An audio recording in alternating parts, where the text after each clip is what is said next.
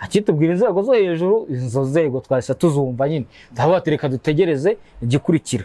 Ubwo rero mu minota itageze nko muri 45 telefone ihita ivigoma ati yewe ndekezi we, yewe ndekezi, ati ye ati wamenye ibyabaye se, ati oya umupaka wafunzwe ku itegeko rya Peter Chirumwami, guverineri w'intara ya Kivu ya ruguru. Bakavuga ko bo icyo n'ubu bashaka kugira ngo amahoro agaruke hari ari ukuganira n'umutegetsi bwande bwa Antoine Felix Tshisekedi. Urumva byanga bikunda haracyari imigufwa. Alright, tubaye ikaze mwese abakunze ibiganiro byacu. Iyi ni Kaya TV Rwanda. Kaya, yes, ngwaye ikaze nawe mu kiganiro. Umeze ute? Yego turaho turashima Imana, tumeze neza. Wowe umeze ute? Nanjye ndaho ndasekeje by'i Kigali.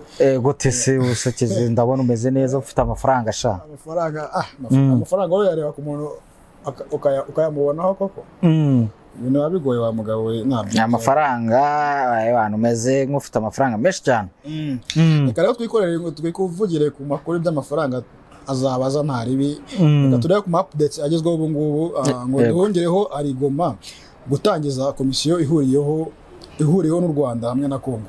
Yego, uyu munsi ni umunsi udasanzwe, ni umunsi w'amateka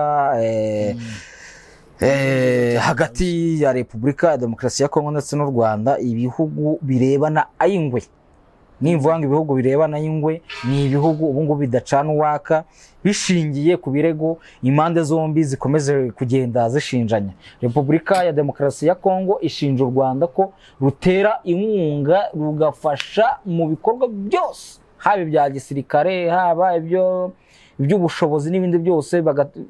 Kongo ivuga ko u Rwanda rufasha M23 100%, mu gihe u Rwanda rwo ruvuga ko ahubwo Repubulika ya Demokarasi ya Kongo ikorana n'umutwe wa FDLR, umutwe w'iterabwoba wa FDLR, ugambirira kugirira nabi ubutegetsi bw'u Rwanda ndetse no kugaruka gukora jenoside mu Rwanda. Ukuvuga ngo rero niyo mpamvu narivuze ngo ibihugu birebana ayingwe, barebana ayingwe kuko bamaze igihe badacana uwaka.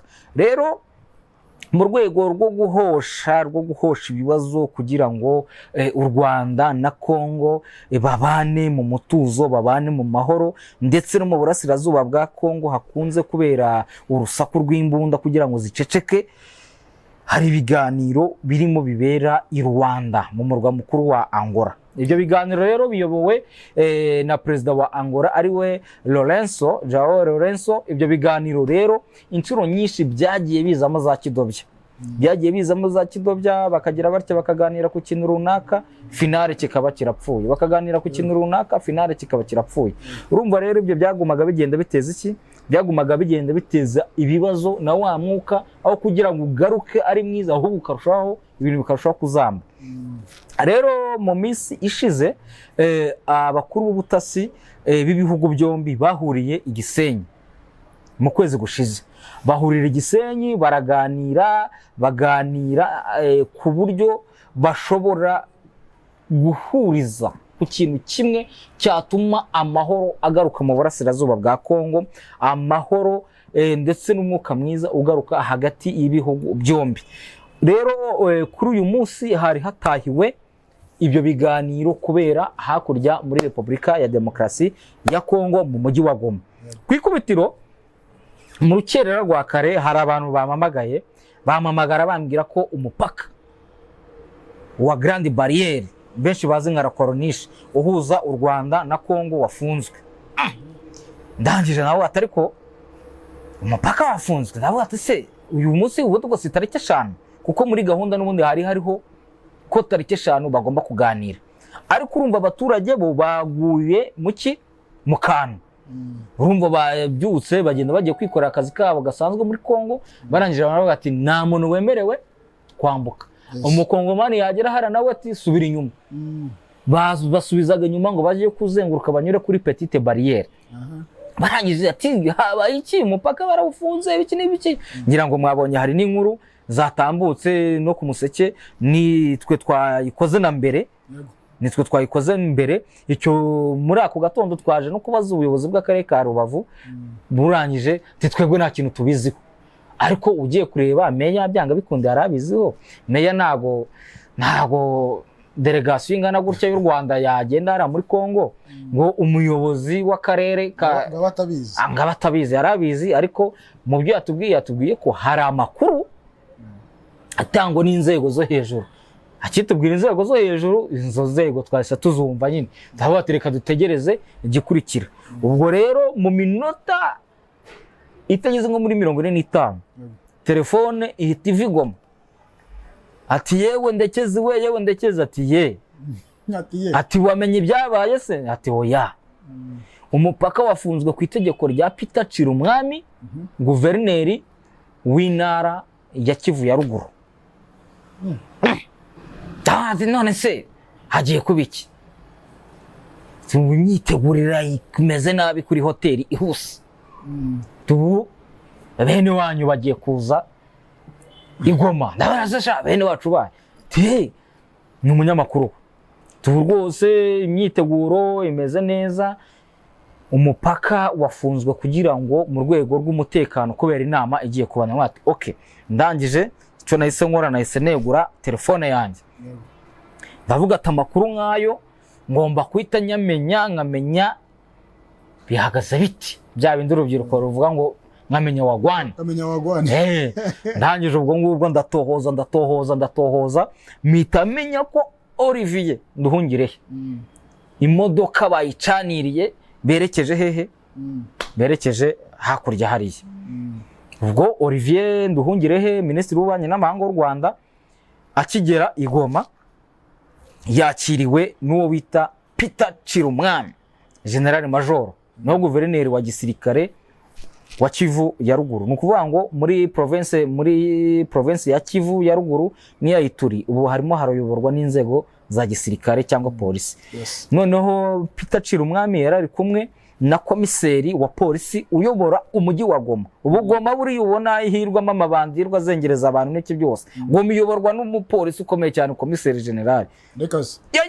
Kuyoborwa n'umukomiseri de police wagise wa mugana ahora amabandi. Nyine ni bya bindi urumva hariya irondo ryivanze n'ibisambo za mayimayi za wazarendo ibitakaragasi byose bifite imbunda. Yewe n'abasirikare agira gutya yaburi cyarya akavuga ati ko debriez-vous article 15. Era article bajya baba ngo bayigishijwe na Mobutu ngo yarabwira ati ariko ni gute umusirikare ufite imbunda azavuga ngo yaburaye. Tugomba gushaka icyo kurya. Hari umuturage urya mu gitondo za sitani nijoro akana kunyuraho suraguraho. Urumva kabati ibyo bintu ntago bibaho.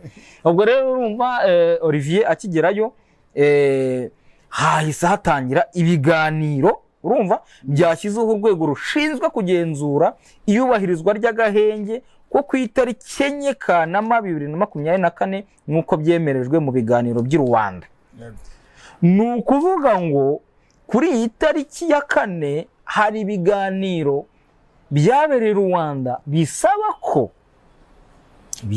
ko impande zose zigomba guhagarika ikintu cyise imirwano. Ariko nimvuga impande ni za Kongo, ni Kongo na M23. Kuko Kongo kenshi yo yikuraho inshingano ikanga kuganira no mu 23 ikavuga ati hari pare wowe mu 23 w'u Rwanda niwo dushaka ko tuganira. Ariko nanone mu biganiro by'i Rwanda impamvu u Rwanda rujya muri uwo mwandiko nuko rwo ruhora rugaragaza ko hari abantu bitwa FDLR bashaka guhungabanya umutekano w'u Rwanda, baticara bataryama bahora bakubitira agatoki ku kandi bavuga ati murye niki. U Rwanda rero narwo rukavuga ati aho kugira ngo abo bantu bazaze batwicira abantu turashyiraho ubwirinzi. Ubwo bwirinzi rero bavuze ubwirinzi ubwo numva no ubwirinzi nyine. Igihugu kigomba kurinda imipaka yacu. Ngakwa kundi umukuru w'igihugu ajya abwira abanyarwanda ati muryame musinzire, izo afere hari abazishinzwe. Gogo kora bashaka amafaranga, teza imbere igihugu cyawe. Ibyo byo kuvuga ngo hari komparera zaza ngo rize risenye inzu yanjye nubatse. Ati ibyo bireka kure. Ubwo rero ni ukuvuga ngo urwo rwego rwemerejwe hariya i Rwanda rugizwe n'abasirikare 18 bangora. Urumva abasirikare 3 b'u Rwanda na 3 ba Kongo. Angola, u Rwanda na Kongo. Angola nk'umuhuza. Angola nk'umuhuza, ariko urumva Angola yifitemo n'abantu benshi. Angola ni nayo inayoboye izaguma inagenzura ko ibyo bintu nyine koko bishyirwa mu bikorwa. Ishyirwa mu bikorwa rero narindi niri. Urumva? Nukuvuga ngo nukugira ngo les FDLR bazihiga ku kabinakaza aho ziri hose. Kuko biri mu byasabwe ko ziranduke burundu. Kongo nayo ikavuga ati Rwanda naho ukuraho ubwirinzi, numara gukuraho ubwirinzi bwawe unave ku butaka bwa Kongo. Ariko u Rwanda mu bihe bitandukanye ruvuga ko nta musirikare w'umunyarwanda uri hariya. Ariko se ubundi bwo kuki bavuga ibyo by'abasirikare b'u Rwanda bari muri Kongo wena tubiretse kuki bavuga ngo bakureho ubwirinzi? Ni gute igihugu cyaba kitirinda nyine? Buriya nyine Kongo we wasanga yararebye iravuga ati ubwirinzi u Rwanda rwangiraga bwikubye kangahe. Urumva? Kandi ibyo ngibyo bireba u Rwanda nirwo rugomba kumenya ngo nimba hano kuri iyi poste yaha kuri iyi borone yiniyi hari abasirikare 2 noneho twashyize noneho 10 n'uburenganzira bwabo. Ni nkuko na Kongo yahabashyira bahave se noneho nyine kubera icyo bamuga. Ubwo urumva abanza bakongomani hakurya bareba abo basirikare bari hariya bati ataba bagabo noneho banza bahita bakandagira hehe na hehe. Ariko urumva kwirinda byo ni ngombwa. Noneho Minisitiri w'Ububanyi n'Amahanga n'Ubutwererane Ambasaderi Olivier Nduhungirehe yavuze ko ibiganiro by'impande zombi bitanga icyizere kandi ko u Rwanda ruhora rwiteguye gutanga umusanzu mu kugira ngo mu karere haboneke amahoro n'umutekano. Ukuri. Urumva? Uwo ninde? Ni Olivier Nduhungirehe. Kandi hariya Olivier yarari kumwe nande yahuriye na Minisitiri w'Ububanyi n'Amahanga wa Kongo Madamu Wagineri. Urumva Kayikwamba. Bahuriye baraganira, bamaze kuganira babyemeranywaho. Ubu gisigaye no biganiro bizaba ku itariki 16. Nyuma y'ibi biganiro kwanza ibi ntago ari ibiganiro, yari inama yo gushyiraho urumva gushyiraho iryo tsinda. Noneho ku itariki 16 bazasubira muri Angola. Noneho hazagenda hahure babakuru b'ibihugu plutôt babakuru baba Minisitiri w'Ububanyi n'Amahanga. Ubwo ni uwa Kongo, ni uwa Rwanda, ni nande, ni Tete Antonio wa Nuza wa Angola. Urumva bazongera bicare. Noneho bagende bete bazana inyandiko yasinyweho na zanzobere twazivuza hejo bundi. Zanzobere z'ubutasi bwa gisirikare. Bazane urumva ziranzobere zo zizitere. Zizi ibijya mbere. Zizane byabi bazane abare aba ministre banyuzemo amaso bagende bavivura. Bimeze nko kuvivura. Iki okay. Kiratunganye. Iki okay. Iki okay. Iki Urumva? Iki ubwo ikizazamo cyangwa no byanga bikunda kizabipfundo hagati kizaba ari ikibazo nyine. Kizaba ari ikibazo bazagigira. Icyo rero nikizamo bazakiganiraho. Bamara kukiganiraho barebe bavuga ati ariko se iki kintu ni ngombwa twabaye tukirengagije cyangwa bisubire rudubi nkuko bushize bari bahuriye hariya bajya gushyiraho umukono telefone kave Kinshasa ati Madamu Kayikwamba sigaho. Bari bagiye gusinya. Niko byagenze. Niko byagenze bari muri Angola rwose bagiye gusinya ikaramu yageze gutya hafi y'urupapuro. Umugore ati aro ati mube muretse. Aravuga ati oya ati hano kugira ngo dusinye nuko u Rwanda rwemera ko ruzakura abasirikare barwo muri Kongo rukakoraho ubwirinzi natwe tukarasa FDL kandi bigakorerwa rimwe atari kuvuga ngo kimwe. U Rwanda ranavuga ati rero iyo dosiye mubanze muyisubizeyo mubanze muyigeho neza. Rero nawuzi nimba roseze urumva zuko kwezi niba hatazagarukamo izo zabiranega. Urumva izo zabiranega zitabayeho ibintu bigenze neza noneho bazahita bafata iyo nyandiko bemeranyijweho bayishyire abakuru b'ibihugu. Abakuru b'ibihugu noneho baterane bicare. urabizi perezida Paul Kagame na Tshisekedi usibye guhurira muri izo nama ziri hakurya iriya ariko banza no kwifotoranya batajya begeranya ntabwo bakegerana buri amafoto nyambona haba hari abantu bari hagati kuntu urumva ariko se ubundi ubwo se niyo bakwegerana nazo ubundi ubwo ko batarwana ntago barwana ni abantu bakuru kandi bazi ariko nanone kaya n'ubundi ikintu gihora kibatega inama saa igihe zitaba hagati ya bino bihugu ahubwo ikintu buri munsi kiba icya kintu cyo kuvuga ngo mwe murabanza mukora abasirikare banyu ahangaha abandi nawe ati mu FDLR nayo muyirukane mu gihugu cyacu ni icyo kibazo kiba buri munsi urabona kuri no shuri amahirwe angana gute kuko ikibazo cya biragoranye kuri aka kanya ntago nabipariya njyewe nzabona ko bino bintu bishobora kuzajya byibura mu buryo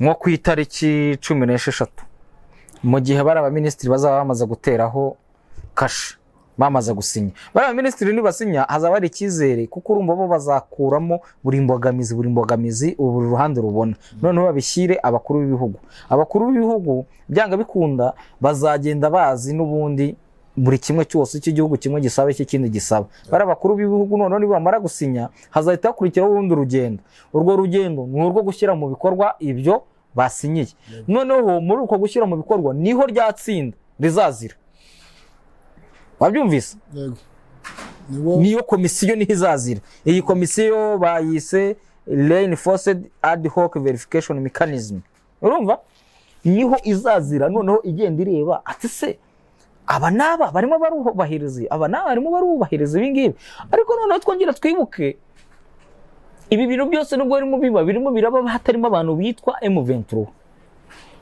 urumva niho umuntu ashobora kugira ikibazo kavuga ariko aba bantu ba M23 karibo bahanganye n'ubutegetsi bwa Felix Tshisekedi kuki bo badatumirwa M23 nishobora kuzajya ariko avuga ariko ibiti kandi hari amakuru mu minsi ishize yigize gucaracara ko M23 nayo yatumiweho muri Angola bajya kuganiraho ariko yaba uruhande rwa M23 ntabwo rugero bwemeza yaba na Angola ntabwo ije byemeza noneho ubwo ikibazo kizaba gisigaye aho ngaho M23 yo bite izemera ko nibyo byose biba gutyo kandi urabizi yo ivuga ko igomba kuzatuza ariko iganiriye nande na leta ya Kongo noneho nuzayo Kongo nayo ikavuga ati ntabwo tuze tuganira n'abari ariko nanone hari ikintu kimwe kinyereka ko Kongo amaherezo uzaganira mu M23 kuko ukuvuga ngo nizigere iganira mu M23 niko kuvuga ngo ntabwo izigere iganira n'u Rwanda una n'ikintu kizongera kubahuza n'u Rwanda ubu se ejo bundi nibicamo nimba hataje imizo za kidobya Tshisekedi ntabwo azahura na perezida Paul Kagame kereka nimba bazi ko ibi byose barimo bakora ari iki ari ugupoteza muda ariko ubundi byanga bikunda urumva bazahura kandi Tshisekedi we yivugiye ati ngewe kugira mure si wese tuzahurira mu ijuru nakurumva aho umugabo arinda avuga ati mugenzi wanjye tuzahurira mu ijuru ni ikibazo gikomeye cyane rero twebwe ikintu twategereza reka tubitegereze ariko M23 nkuko twatuyivuzeho yasohoye itangazo ni itangazo rya Alliance Fleuve Congo urumva irimo iravuga ko ubutegetsi bwa Repubulika ya Demokarasi ya Kongo nabo bafatanyije ubwo ni abazangabo z'abarundi bacanshuro harimo za SADC n'ibice byose yuko batarimo bashaka amahoro urumva mu burasirazuba bwa Kongo ukongera kavuga ko uburiya butegetsi burimo buca amazi urumva burimo ubudobya butobanga urumva ubushake bw'ibihugu bigiye bitandukanye byo mu karere ndetse na mpuzamahanga M23 rero kavuga ati kubijyanye no guhagarika imirwano ikavuga ati twebwe kugeza amagingo aya haraba imirwano irimo iterwa urumva n'ubutegetsi bwa Kinshasa buri kumwe n'abamayimayi, buri kumwe n'abawazarendo, bari kumwe na Nyatura, bari kumwe na FDLR, urumva noneho burimo burenga kuri bya bintu twasezeranye byo ku itariki enye Nyakanga, bya bindi bya bihugu byafashe yuko tugomba guhagarika imirwano, urumva noneho ikavuga ko bo icyo barimo bakora ni ukwirwanaho. Inavuga ko urumva ubu abaturage b'Imasisi, b'Ibihambwe, b'Irubaya, ba Kashuga, Kibabi, Bweru, Kasopo, Kikuvo, Bitonga, Kiruku, Nyakigano, Nyange, Kimoka, Gasasa, urumva n'ahandi baturanye, urumva barimo baterwaho ibisasu n'ubutegetsi. Bakavuga ko bo icyo n'ubu bashaka kugira ngo amahoro agaruke hari ari ukuganira n'umutegetsi bwa Antoine Felix Tshisekedi.